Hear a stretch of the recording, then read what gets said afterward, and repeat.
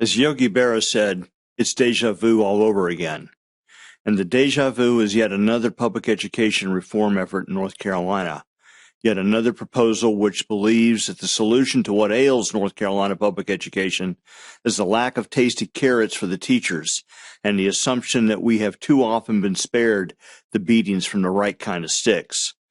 So if you give me a few minutes, I want to walk you through as to how we got to this present moment. And then what follows is a conversation with my good friend and fellow North Carolina public school teacher, Kim Mackey. Kim can fill you in on the details and the shortcomings of the current licensure and pay proposal. This October, I will have spent 27 years in North Carolina public school classrooms. When I came to work in Macon County Schools in the fall of 1995, the North Carolina General Assembly had just passed the ABCs. I was there for it. There was just a handful of us fighting it, and we weren't particularly savvy about the potency of the forces arrayed against public school teachers and their students. I blogged about it, and I've put that link in the show notes. My blog and my organization that I worked with some other educators was called North Carolina Citizens for Democratic Schools. Again, there's a link in the show notes, but the long and the short of what the ABCs were was that it was a scheme designed to make teachers, quote unquote, more accountable, that's the A part, while ostensibly focusing on B, the basics, and while promising C, more local control. The accountability portion of the model was supposed to be maintained by high-stakes, multiple-choice standardized tests. The stick in the plan was the threat to retain a child if they didn't hit a certain cut score, passing score on the test. The carrots in the plan were bonuses for the teachers of a particular school if they collectively raised their students' test scores. Now, none of it ever made any sense. We would teach the same content to the same sorts of students from year to year, and in one year receive praise and a small bonus, only to receive criticism and no bonus the next year. The cut scores never ever made any sense. And why did they never make any sense? If you stick with me just for a second, I can explain it to you if you don't already know it. There's basically two ways to decide what a passing score on a test will be. One way, it's the way that we're most familiar with, is that we decide ahead of time what kind of a score is going to be a passing score. Say a 70 or a 60 is what passes. This is the way most teachers operate with most of their assessments, as soon as we get to maybe 4th, 5th grade and beyond. It's the way that the driver's license test works. These kind of tests with these kind of cut scores are what are known in terms of, in the education world, as criterion reference tests. In other words, quote, each person's performance is compared directly to the standard without considering how other students perform on the test. In other words, with a criterion reference test, theoretically everybody could pass and theoretically everybody could fail. We don't know until you take the test. But that's not how North Carolina standardized tests started in 1996. That's not how they work. And it's not how they work right up through the present. The North Carolina Department of Public Instruction uses what are known as norm reference tests, which, quote, compare a person's knowledge or skills to the knowledge or skills of the norm group. Now, what the heck does that mean? That means on a norm reference test, there are guaranteed winners and guaranteed losers. So back at the Department of Motor Vehicles with your driver's license test, theoretically everyone could pass. Theoretically everyone could fail. But on a norm reference test, a certain percentage will pass and a certain percentage will lose, no matter how well or how poorly the collection of test takers do. Back in the late 90s and the early 2000s, this didn't always work out so well for the Department of Public Instruction and the students that were under their care because they set the the cut scores ahead of time. Because they set the cut scores ahead of time based on what they predicted the curves would be, where they thought the range of results would fall. And quite frequently, they blew it. We had moments where almost every single student, quote unquote, passed a test. We had moments where almost every single student failed a test. DPI, the General Assembly, the State Board of Education, and the ABCs rapidly lost credibility. And that was no small matter, because student promotion rested upon those results, because teacher bonuses rested upon those results. So we had an outside audit. and we had ham-fisted fixes. And in the end, none of it really mattered, because in the spring of 2009, the North Carolina General Assembly decided it could no longer afford the paltry, infrequent, and capricious bonuses, and they knew the whole scheme was intellectually bankrupt, and that none of it made a tinker's dam in the quality of North Carolina public instruction, and so they offered us paltry raises instead. The ABCs died an ignominious death on the field of educational reform, because that's what happens to almost all educational reform efforts. Why are almost all educational reform movements stillborn? Why is the current licensure and pay scheme that is being studied by the North Carolina State Board of Education, why is it going to be stillborn? That's because almost all of these movements are created in an educational lab by technocratic experts, people who are not currently in the classroom if they ever were. Every reform movement is a house of cards built on faulty assumptions about children, about the reasons for current perceived deficits in their instruction. Every reform is more technocratic than the last. Every reform is more bureaucratic than the last. Every reform is more cumbersome than the last.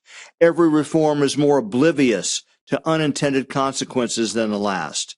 Every reform, including this one, shuts out teacher voice, except for those teachers who have been specifically recruited to be boosters, cheerleaders, spokesmodels, and propagandists. Every reform is cloaked in a marketing drivel that is new, that there's nothing like it, that nothing like it has ever been around before.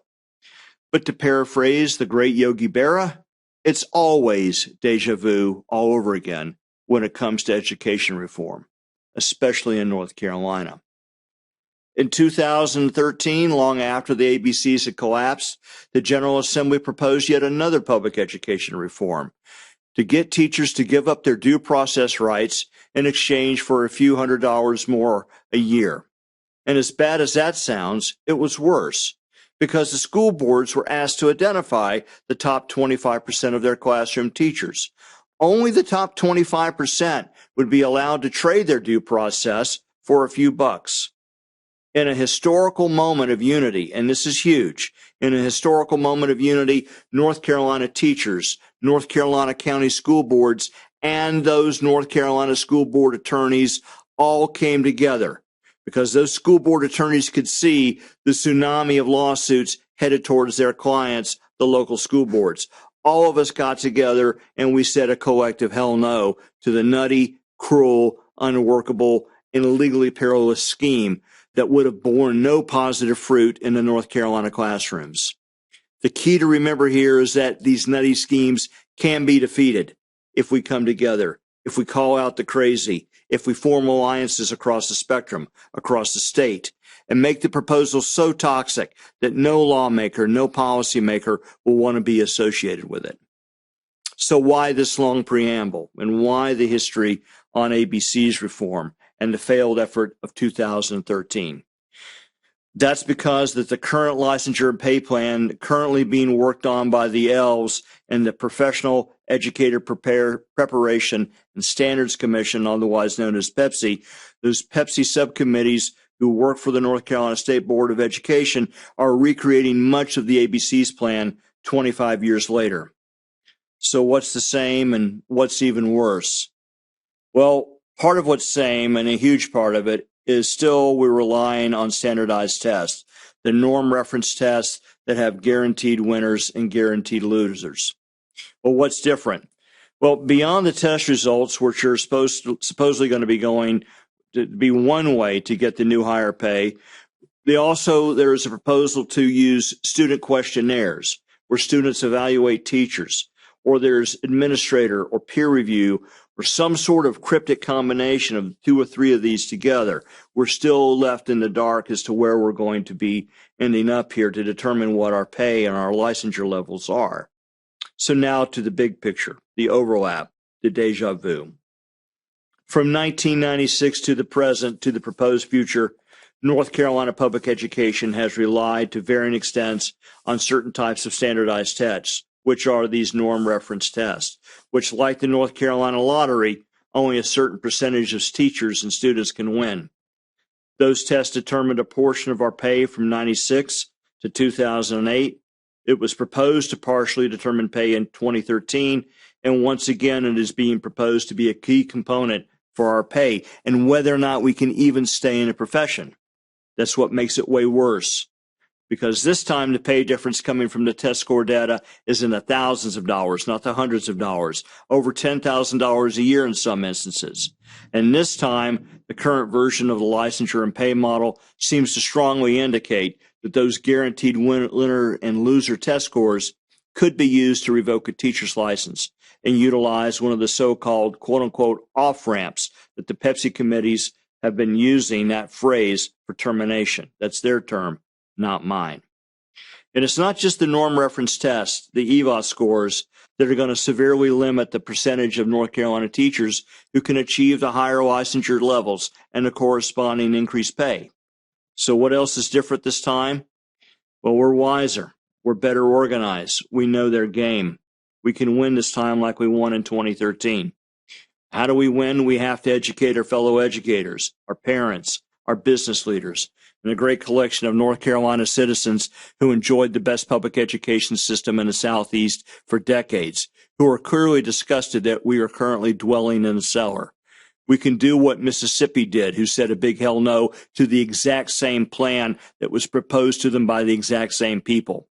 They said hell no to this insanity, and they're paying their teachers far better than North Carolina will in the 2022-2023 school year.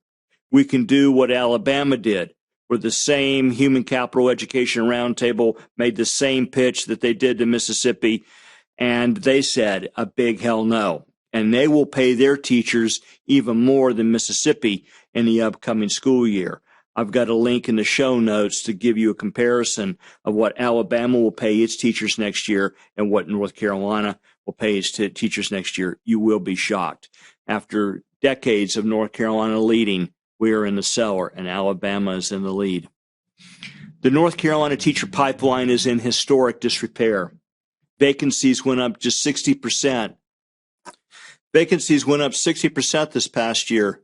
Many students will start and likely finish this year with a sub or otherwise unqualified teacher in our classrooms. Rather than patching the pipeline with sorely needed teacher pay and other essential resources, this scheme, this licensure and pay scheme, will blow more holes in this crucial pipeline. What should you be doing if this reporting disturbs you? First of all, you can contact the members of the Pepsi subcommittees with the link at the bottom of the show notes. You can sign the petition, which I have linked in the show notes. I suggest that you follow Kim Mackey. I suggest that you follow Justin Parmenter, who isn't just a great teacher, he's by far one of the best investigative journalists covering the North Carolina public education beat. Utilizing Freedom of Information Act requests, Justin has uncovered emails which reveal the awareness that several Pepsi subcommittees have about the serious flaws in the plan and how senior committee leaders have routinely dismissed their concerns. Originally, the Pepsi spokespeople vigorously denied that this new scheme was a merit pay model, but because of Justin and Kim's reporting and illumination, the spokespeople now sheepishly admit that the new scheme is indeed a merit pay plan. You should be following public education journalist Chris Nordstrom on Twitter. You should be following Stu Egan at Caffeinated Rage, who has a voluminous knowledge and a prodigious output on the ongoing shenanigans in the arena of North Carolina public education. And this Mountain Philosopher podcast will be covering this scheme as well. All the links for all these people, their Twitter handles, are all at the bottom of the show notes. You should be having conversations now with your school board members, your principals, your superintendents, and central office members. You should be talking with local media. You can join NCAE, which is going in an all-out campaign to shine a light on this nefarious scheme. NCAE has embarked on the most effective and vital effort to inform the general public and all my 27 years of membership in that professional association. You can contact your members of the General Assembly who are slated to be handed the scheme in the session which starts in January of 2023. I hope my conversation in this podcast episode with Kim Mackey fills in the gaps for you, and I hope that you'll be moved to action. And as Yogi Berra said when the Mets were down in the bottom of the ninth inning, to rally his team to a victory. It ain't over till it's over. This is John DeVille, and welcome to the Mountain Philosopher.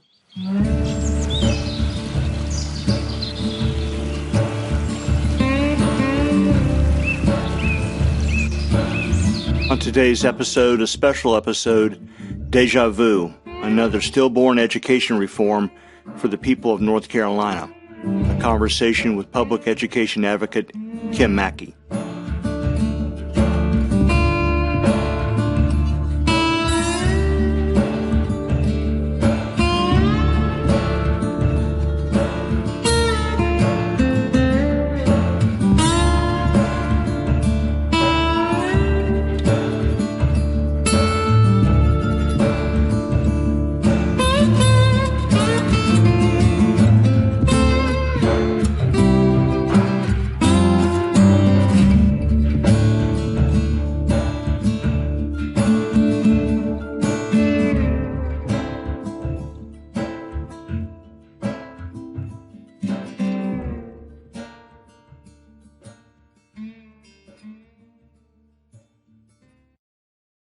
Okay.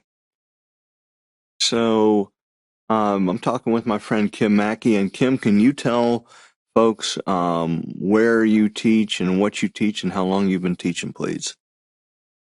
Sure. I teach in Wake County. I teach high school social studies now, but also taught middle school about 10 years. I'm going into, I think, year 17 of teaching.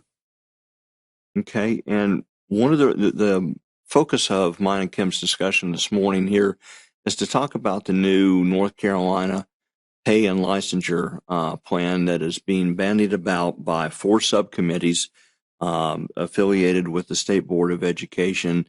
And Kim is one of the few teachers in North Carolina who has really taken a very deep dive into all the data and all the plans, combed through the meeting minutes, looked at the memos, looked at the emails, and work through what the possible consequences are for North Carolina public school teachers, the students that they teach, and the parents of the students that we teach, if this plan were to be implemented in any way, shape, or form, possibly as early as fall of 2023. So right off the top, Kim, if somebody who has just got a passing familiarity with this plan, it looks like, it's being touted as a way to raise North Carolina teacher salaries.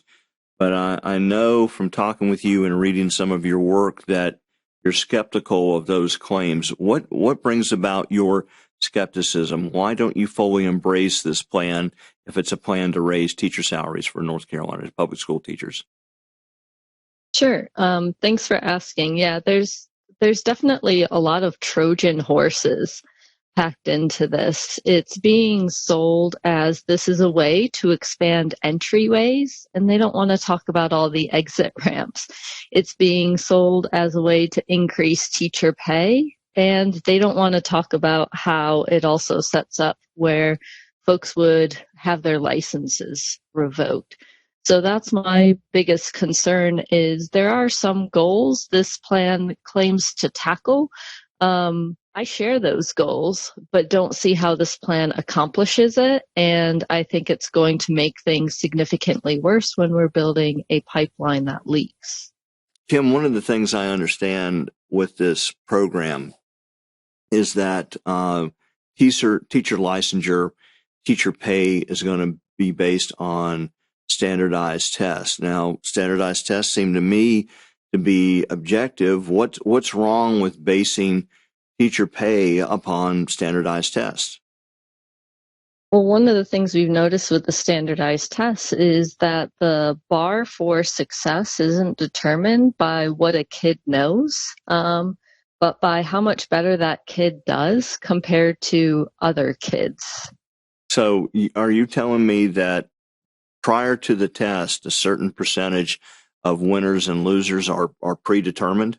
Yeah, because they're using the percentile model. So they're breaking it up into, 25% increments, with when they assign the particular levels, they're predetermining which percentile of students would receive a level 5 or 4 or 3 and so on.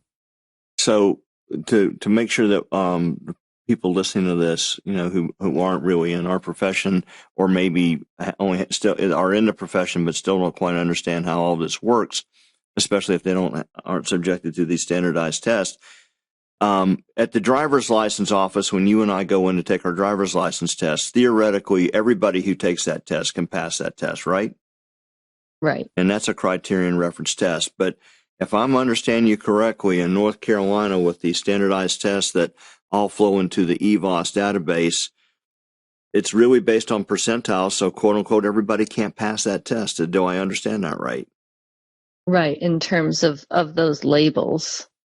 Okay. So if a certain percentage of students are determined to be either winners or losers, does that translate over to roughly corresponding percentages of teachers who, if their pay and their licensure is dependent upon their student test scores, are we basically predetermining that a certain number or percentage of teachers are going to come out on top of this pay plan, and some are either going to come out the bottom end of that pay plan or maybe be shunned the door?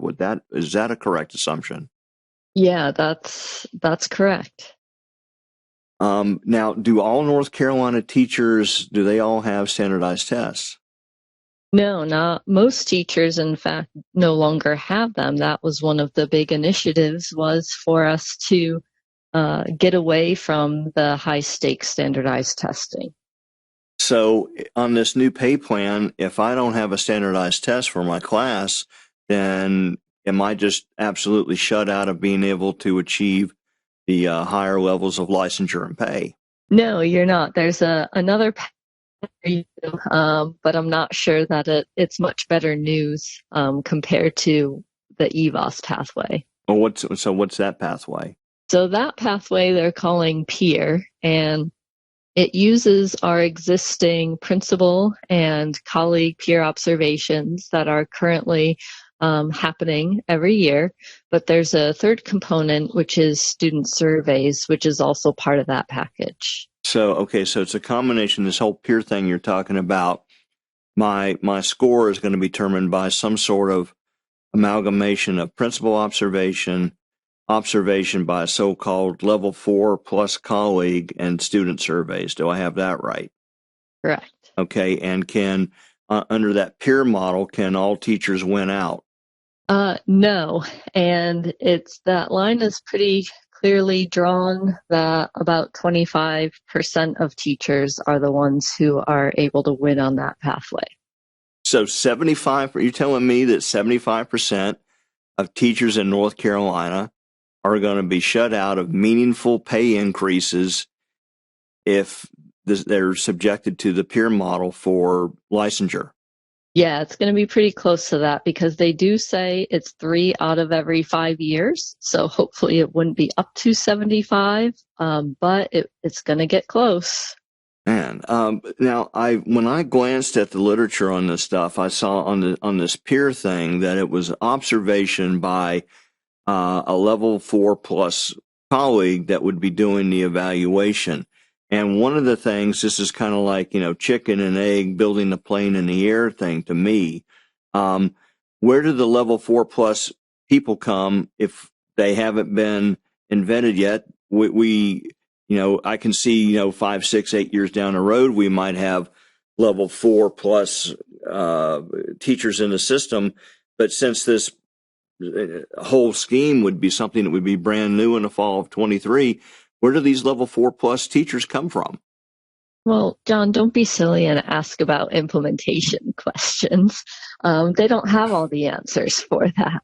Well, how long have these subcommittees on the state board been working on this? They've been working on it for a couple years. They've been working on it for 2 years, and they still aren't clear on implementation? No, and they avoid those questions. When you say they avoid, who's avoiding the questions? So listening to the State Board of Education meetings and some of the Pepsi meetings, questions that are asked about implementation are really redirected of, in a sense, well, we're going to talk about the plan. We're not going to talk about implementation. Well, when are we going to talk? When they said when we're going to talk about implementation?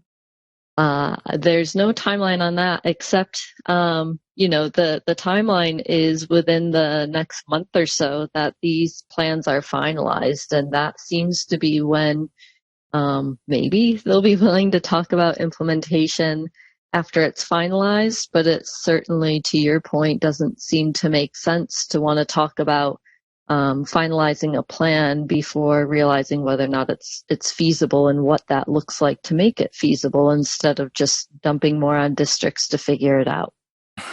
Doesn't make any sense to me. Well, let me ask you this. I've read, I don't know if it's true or not, I've read that this plan would make North Carolina the first state in the entire country to stop paying teachers on some sort of an experience-based scale. Is that right? On a statewide scale, yes, there have been some pilots in some districts, but based on what I've seen and some of the feedback that's come back on that, none have gone over with overwhelming success. Okay, and where has this plan been rolled out or attempted to be rolled out in any other state?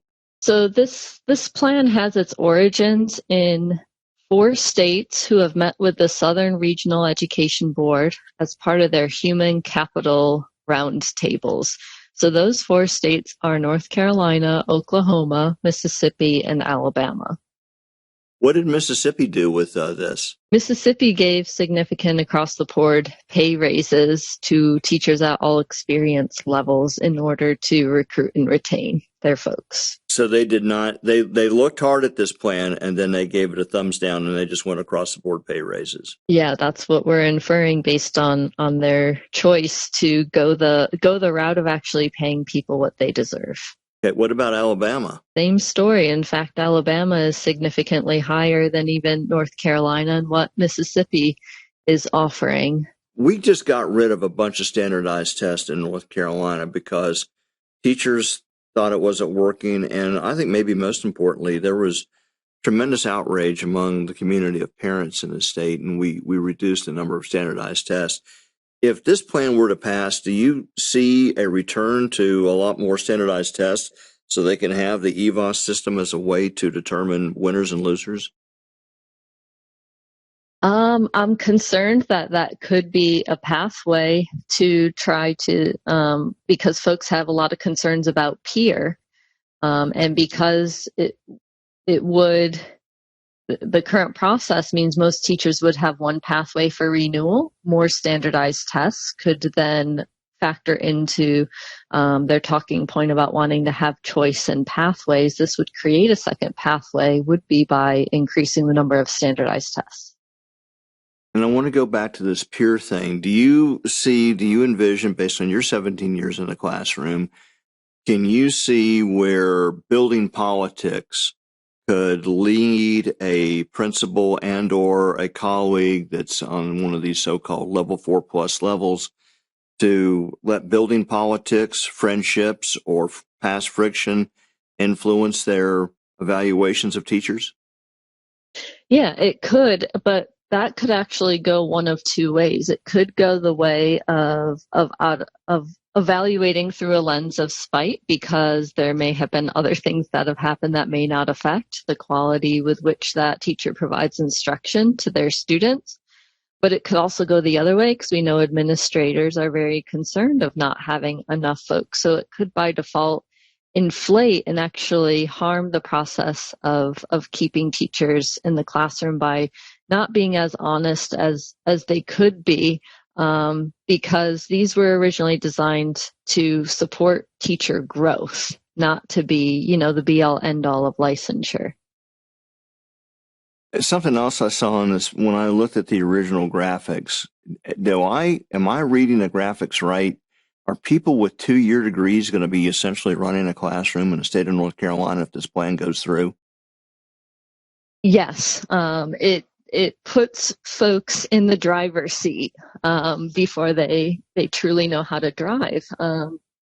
Yeah, so that's part of the concern. Another way around that is to say that, one of those license 4 folks would be supervising them, but it doesn't give me any comfort as a parent that someone down the hall, not consistently in my kid's classroom, is responsible for my kids' learning. It's the person in front of them, not the person who chats with them maybe at the end of each day. Well, that segues nicely into my next question. Beyond the concern about having a 2-year degree person basically running the show in your child's classroom, why should parents in general care about this plan? Parents should care because I think it's very worrisome that we want the best for our kids, and we want to see policy show that same spirit and work in that same spirit. And this policy is really focused more on the numbers game of who can we get in classrooms without the attention needed to the quality of teachers that our students deserve. And I know that's important to parents, and that should be important to our policymakers as well. What about the business community? I run a business, and I've got everybody working for me in my business, from a typical high school graduate to people with 4-year degrees. I've got a few people with master's level degrees working for me. Should I really be paying attention to this plan? Is this plan gonna be good for me, bad for me, have a neutral impact on me and my business? Well, if you want quality employees from a labor pool who are critical thinkers and are able to be collaborative and think creatively, a lot of those future ready skills, those are skills that are nurtured, not just taught by following someone else's script. So if we're, in a sense, in education, looking to hire more folks who follow other people's scripts instead of focusing on the nurturing skill development, I'd be concerned about the future of the labor pool. Your concern about scripts, does that stem from maybe 2 different places? Does that concern about teaching to a script come down to a teacher teaching to a test because that's what their livelihood depends upon, whether or not they're going to be able to make the mortgage payment that they've committed to in year 1, they're going to be able to make that payment in year 5 or year 6? Does your concern about teaching the scripts have to do with people with 2-year degrees basically running the show in a classroom and having to depend upon a script because they just don't have the depth of knowledge and pedagogy that somebody with a 4-year degree and experience would have? Right. Yeah. So I teach economics to high school seniors, and economics is the study of decision making and incentives. And looking at this plan through a strictly economic lens, the incentives that are put in place is for more teachers to follow some other teachers' scripts, and it focuses heavily on content dissemination instead of student development. If you were the governor of the state, or if you were the Speaker of the North Carolina House, or you're the Majority Leader of the North Carolina Senate, and you had substantial pull with your membership, what would you suggest North Carolina do in lieu of adopting this plan? Yeah, North Carolina needs to look no further than its own history when we were making progress. It's not that, it's this false choice between we do this plan or we do nothing. There are lots of things we do with some of the entry pathways. There are things that we have done with supporting professional development. It's not that we don't have plans. We don't have adequate support to resource and invest in those plans anymore. They've been significantly cut. So there's no need to reinvent the wheel on this. We just need to go back to doing some things we were doing when we had a full pipeline. Would you be okay? That all makes sense to me. Would you be okay with North Carolina just looking at what Alabama did and just raise teacher salaries across the board? Yes. Alabama would be great, and my personal opinion is I would love to see North Carolina go back to the purchasing power of its 2007 schedule. You know, teachers and state employees were told that this was a temporary cut just to pull together and get the state through the Great Recession. And we saw economic growth in lots of other areas, and we still haven't made up for that with our state employees and teachers. So I'd like to see us shoot higher than Alabama, but Alabama is definitely higher than what we have now. Which is, you know, for those of us who have been in North Carolina, one as just a citizen for almost 60 years and as a teacher for 27, I can't believe that Alabama and Mississippi have passed North Carolina on the educational playing field, but I guess that's happened. Kim, I know you have it's summertime, and I know you have 2 children and other responsibilities, and I also know that the people listening to this, you know, can only digest so much at a time. So 2 things. I want to thank you for your time this morning and all of your insights and all the information. I want to thank you for all the research that you have done. What is your website called? Oh, I have a blog. It's called educatedpolicy.com. Okay, so Kim blogs at educatedpolicy.com, and a mutual friend of ours, Justin Parmenter, he is at Notes from the Chalkboard, and his Notes from the Chalkboard, is that notesfromthechalkboard.org or .com? That's .com. That's .com. So if you're looking for more granular information about this plan, I highly recommend that you go to Kim's blog or Justin Parmenter's blog, or also another friend of ours, Stu Egan, blogs over at Caffeinated Rage. You can just Google in Caffeinated Rage, and you'll find Stu's analysis on Twitter. In addition to Kim and Stu and Justin, follow Chris Nordstrom, KrisNordstrom, Chris Nordstrom. And I think if you do all that, you'll be well informed on this plan. And hopefully Kim and I will have an opportunity, and I might have an opportunity to talk with these other people that I mentioned, to keep North Carolina teachers and parents, business leaders informed, because my understanding is maybe around August, September, this plan goes to the full state board and then maybe goes to the General Assembly next January. Is that right? Correct. Okay, so we need, if you're concerned about this, if you wanted a chance to weigh in with your opinion, the next few months are crucial. So, Kim, I want to thank you very much again for your time and all of your insights, and we'll call it a day right there. Thank you very much, Kim. Thanks, John.